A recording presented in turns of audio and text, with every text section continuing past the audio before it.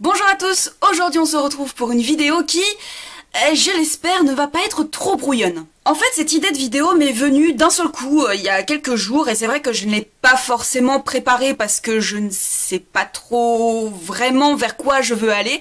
Mais en fait, c'est une idée de vidéo qui m'est venue suite à une vidéo que j'ai vue sur la chaîne de Maud, donc des livres une fille, que je vous mets en barre d'infos, et ainsi que une vidéo de Piketty Bookin sur les univers livresques qu'elle a envie de visiter ou pas. Et en fait, j'avais envie de faire un parallèle entre mes lectures, entre les livres que j'ai pu lire, et mes voyages. Alors ne vous inquiétez pas, hein, je ne suis pas une très grande globe-trotteuse puisque je n'ai pas visité beaucoup de pays encore du haut de mes 26 ans. Mais il y a quelques pays que j'ai pu visiter en vrai, enfin quelques villes que j'ai pu visiter en vrai et que j'avais envie peut-être de retrouver dans mes lectures. Et aussi je vous parlerai des pays que j'ai envie de visiter suite à des lectures ou que des lectures que j'ai prévues incessamment sous peu.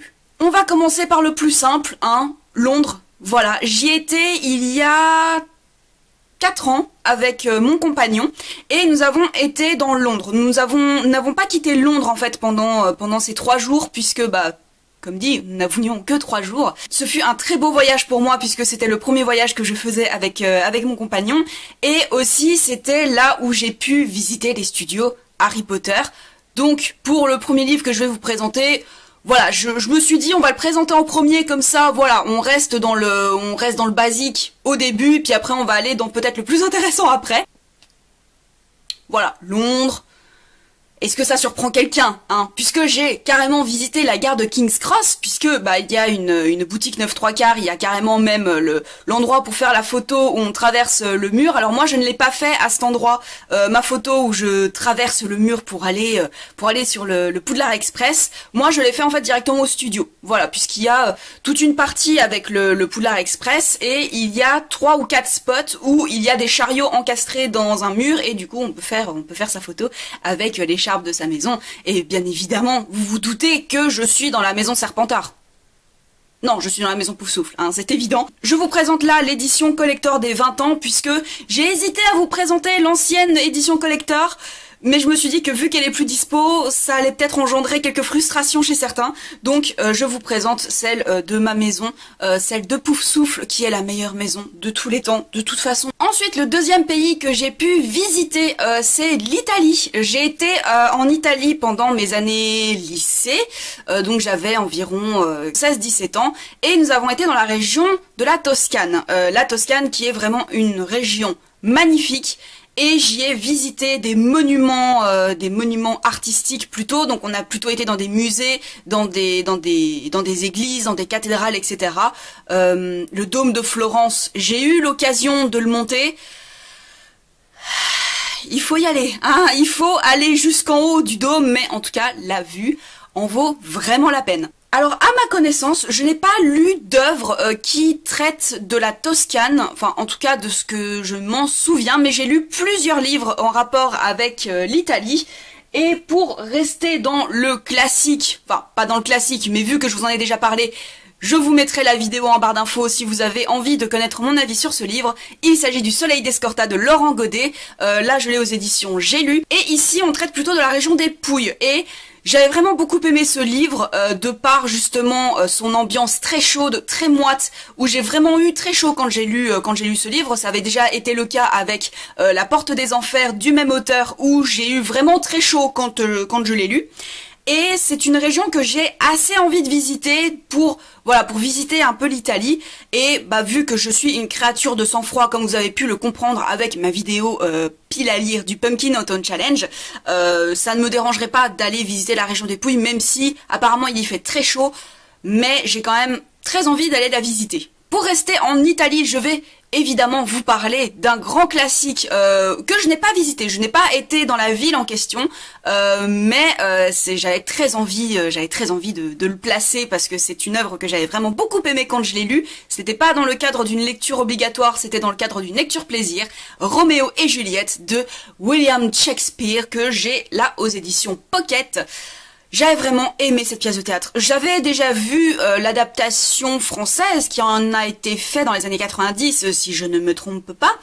Et j'avais déjà beaucoup aimé la représentation théâtrale, et théâtrale, la comédie musicale plutôt, et j'avais très envie de découvrir l'œuvre classique de Roméo et Juliette, que j'avais vraiment beaucoup aimé, et là aussi ça m'avait donné envie d'aller à Vérone et de visiter un peu la maison des Capulet et des Montaigu. Voilà, c'est les Montaigu. Et voilà, c'est une pièce de théâtre que j'avais vraiment beaucoup aimé à l'époque, et j'aimerais bien faire un petit parallèle qui me fait personnellement beaucoup rire.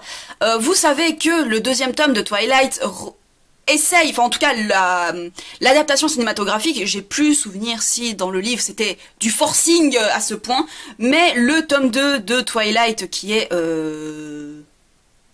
Tentation forçait assez sur le fait que Stephenie Meyer avait l'impression d'avoir écrit le nouveau Roméo et Juliette des temps modernes.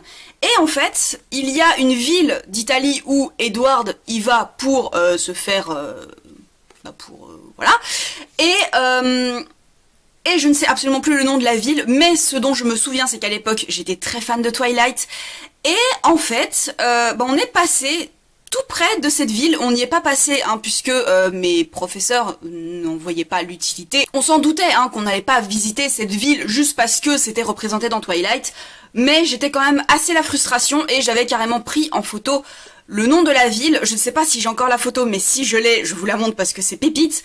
J'avais pris en photo le panneau qui montrait à quelle distance on était de cette ville italienne, juste parce que j'étais fan de Twilight. C'est assez pépite de se dire que j'ai pris un panneau en photo parce que je me suis dit « Ah, j'étais à telle distance de cette ville et de Edward !» Oui, parce que j'étais Team Edward. Ne cherchez pas, j'étais Team Edward. Et encore aujourd'hui, je suis Team Edward. Parce que Jacob, je peux toujours pas le blairer. Maintenant, on va passer au pays que j'ai très envie de visiter suite à des lectures et on va commencer par l'Espagne. L'Espagne est un pays qui n'est pas très loin de chez moi. Et c'est vrai que l'Espagne est un pays que j'avais déjà très envie de visiter. Bon, déjà j'ai fait espagnol pendant mon cursus scolaire, alors que j'étais à côté de l'Allemagne. Vous voyez un peu la logique, de l'adolescente que j'étais. Et suite à ma lecture de Une mère de Alejandro Palomas, évidemment que j'ai encore plus envie d'y aller. Là pareil, on est dans une région chaude, donc pour mon sang-froid c'est très bien, pour la créature de sang-froid que je suis, c'est très bien. Dans Une mer, on n'a pas forcément beaucoup de descriptions sur la ville, il me semble que c'est Madrid, d'ailleurs, Barcelone. Autant pour moi, c'est Barcelone.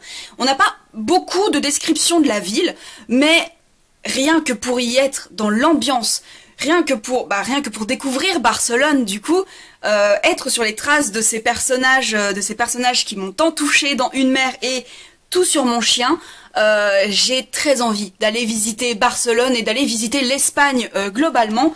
Et je voudrais vous présenter aussi, enfin vous représenter, puisque je l'avais déjà présenté dans une vidéo pâle si je ne me trompe pas, Le cœur cousu de Carol Martinez, où là on se place dans la campagne espagnole, je ne sais plus exactement où. Bon là on se place dans les années bien avant Tout sur mon chien et Une mer, puisque là on se place dans une époque contemporaine. Là on est vraiment sur quelque chose de bien plus ancien. Mais là on va plus nous présenter l'Espagne comme une terre mystique, comme une terre pleine de magie, de tradition et de magie un peu particulière, puisque là on va se placer avec une femme qui va hériter de ses dons de couturière grâce à un rituel qu'elle a fait avec sa maman, et ses créations au niveau de la couture vont être remplies de magie. Alors ce livre je l'avais déjà commencé, je suis à la page 84, malheureusement ce n'était pas la bonne période pour moi pour le lire, donc j'ai préféré le mettre en pause, le temps de trouver vraiment le bon moment propice, là où j'aurais vraiment envie de quelque chose de très lyrique, puisque c'est très bien écrit, mais j'avais plus envie de quelque chose avec de l'action. Mais Le cœur cousu m'avait déjà assez bien convaincu, rien que sur le début, mais je n'avais pas envie de traîner ce livre qui fait quand même presque 500 pages, il fait 427 pages. J'avais pas envie de le traîner pendant des mois, et du coup j'ai préféré le mettre en pause, mais il m'avait déjà assez bien convaincu et encore plus donné envie d'aller en Espagne du coup, puisque là on a un peu plus de descriptions sur l'Espagne, sur le village. J'ai très envie d'aller en Espagne. Un autre pays que j'ai très envie de visiter, et là ça serait bien plus loin pour le visiter, c'est l'Australie. L'Australie, alors j'ai conscience que l'Australie, au niveau de ses bestioles, ça a juste envie de te voir crever, Mais j'ai quand même très envie d'aller visiter l'Australie. Pareil, on est sur une région assez propice pour une créature de sang-froid comme telle que moi. Là, pareil, j'ai pas trouvé beaucoup de livres que moi j'ai lus ou que j'aurais dans ma palle sur l'Australie, mais j'en ai trouvé un qui est assez proche de l'Australie, puisque dans La mémoire des embruns de Karen Vigers, là que j'ai aux éditions Livres de poche, nous nous plaçons sur l'île de Tasmanie. Bah pourquoi pas visiter l'île de Tasmanie aussi. Là, je ne l'ai pas encore lu. La mémoire des embruns, j'en ai entendu beaucoup de bien, je crois que je n'ai entendu aucune critique négative sur La mémoire des embruns. Bon, là, c'est bien plus du roman un peu secret de famille, un peu retour sur la vie de cette vieille dame. Mais voilà, ce livre représente mon envie d'aller prendre l'avion et d'aller visiter l'Australie. Tout l'Australie est un pays que j'ai envie de visiter, sauf la partie un peu sauvage où le moindre moustique peut te tuer. Mais ça, je pense pas que j'irai visiter tout le désert australien, mais plus tout ce qui est côte. Mais voilà, l'Australie est un pays que j'ai très envie de visiter. Ensuite, un pays qui, pareil, au début, c'était pas un pays qui m'intéressait plus que ça, et puis finalement, au fil des années, etc., je me suis dit que ça pouvait être hyper intéressant d'y aller, c'est l'Inde. Là, je vous présente Un fils en or de Shilpi Somaya Gwanda. Je ne sais toujours pas comment ça se prononce, je suis désolée, publié aux éditions Folio dans cette édition. Là, on va plus parler un peu de tout ce qui est tradition en Inde, puisqu'on va suivre un jeune homme qui est fils un peu un chef de clan, si je puis dire, puisqu'il préside souvent des réunions où les conflits entre les différents habitants du village sont réglés, et il va décider de partir aux États-Unis pour faire des études de médecine. Et d'un autre côté, on va suivre une de ses amies d'enfance qui va se faire marier de force, puisque c'est une réalité en Inde, les femmes sont plus souvent mariées de force, et souvent être une femme en Inde c'est plus une malédiction qu'un cadeau pour eux, puisqu'il y a une dot, puisqu'il y a énormément de choses reliées à la féminité qui ne plaît pas forcément en Inde. L'Inde est un pays que j'ai envie de visiter plus pour le côté culturel plus que pour le côté social, puisque voilà, vous me connaissez maintenant, le féminisme fait partie de mes convictions, et on peut d'ailleurs le voir avec un autre livre auquel je viens de penser, évidemment, La Tresse, avec le personnage de Smita qui est une intouchable. Donc je vous laisserai faire des recherches pour savoir ce qu'est une intouchable, mais c'est pas un statut social que tout le monde aimerait, et c'est plus pour ce côté un peu mystique comme avec La Tresse que j'ai envie de visiter l'Inde, vraiment pour le côté culturel, pour le côté architectural aussi, puisque l'Inde est un pays vraiment magnifique à mon sens. Et enfin, je vais terminer avec le pays qui est sur ma bucket list depuis des années, depuis mes années collège, depuis mes années lycée, le Japon. Le Japon est un pays que j'ai extrêmement envie de visiter, c'est voilà un pays qui me fascine énormément, là aussi pour son côté culturel, mais également le fait que ce soit un pays traditionnel, mais également un pays très moderne, puisque les plus grandes innovations technologiques viennent du Japon, et j'aime beaucoup en fait ce côté temple traditionnel à côté de grandes entreprises multinationales. Voilà, je trouve ça hyper fascinant. Je ne vais pas vous parler de La fille qui tressait les nuages, ou en tout cas je ne vais pas vous en parler en détail, puisque une vidéo dédiée à cette lecture du PLIB fera son apparition dans les prochains jours sur ma chaîne. Voilà, c'est exactement pour ça que j'aime le Japon, c'est pour sa dualité. Là, la dualité est décrite dans le fait que c'est un roman très doux, très estival, je dirais, enfin en tout cas sa couverture est très jolie et ça représente exactement le côté positif, si je puis dire, de ce roman, et il y a d'un autre côté toute l'horreur qui se dépeint dans le roman, et j'ai trouvé ça fascinant et ça m'a transporté. Je vais vous le présenter rapidement puisque d'une part je ne l'ai pas lu, et puis d'autre part c'est déjà la troisième vidéo d'affilée où il apparaît. Les Noces de la Renarde de Florian Soulas aux éditions Scrineo. C'est un livre que j'ai très envie de lire parce que là on touche vraiment au mystique japonais. On va parler des yokai, on va parler des esprits japonais. C'est typiquement pour ce côté que j'ai envie de visiter le Japon et d'en connaître plus, parce que le Japon est un pays fascinant à mon sens, et je pense que Les Noces de la Renarde va très bien le dépeindre. Mais j'ai très envie aussi de vous parler de geisha. Voilà, de Arthur Golden, qui est peut-être pas forcément la meilleure lecture pour découvrir le quotidien d'une geisha. Ce n'est pas forcément la meilleure lecture, puisqu'apparemment, de ce que j'ai compris, c'est quand même assez romancé, assez fantasmé sur la vie des geishas. C'était pas forcément la réalité à 100%, mais je pense que pour rentrer dans le monde des geishas, ça peut être quand même intéressant, et partir ensuite sur un témoignage, je crois que c'est Mémoire d'une geisha, que Opaline avait présenté dans une de ses vidéos, peut-être pour le Femini Book Challenge. Je ne sais plus, mais en tout cas elle en avait parlé et elle avait justement fait un parallèle avec ce livre en disant que c'était un peu romancé. J'ai quand même très envie de lire ce livre, je crois que j'y avais vu l'adaptation cinématographique, mais je n'ai pas beaucoup de souvenirs. Et puis si on doit parler des œuvres japonaises qui m'ont donné envie d'aller au Japon, bien évidemment les studios Ghibli, hein, avec le plus grand film d'animation de tous les temps pour moi, enfin en tout cas, peut-être pas forcément de tous les temps, mais qui m'a énormément touchée, Le Château ambulant.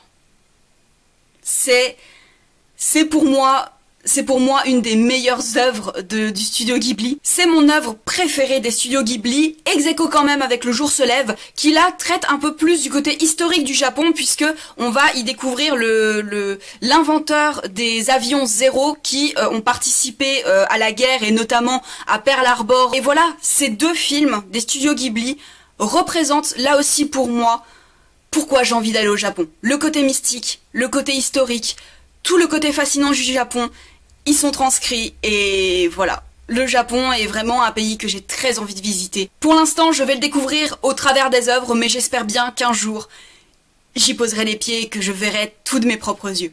Cette vidéo est maintenant terminée et j'espère qu'elle vous aura plu et qu'elle aura quand même été intéressante, peut-être pour vous faire découvrir quelques œuvres que j'ai dans ma palle ou que j'ai pu lire. C'est une vidéo un peu brouillon, je pense, mais si vous aimez le concept, n'hésitez pas à le reprendre, n'hésitez pas à me dire aussi ce que vous en pensez dans les commentaires, puisque les retours constructifs sont toujours intéressants à connaître. Je vous souhaite une très bonne journée et de très belles aventures au pays des pages.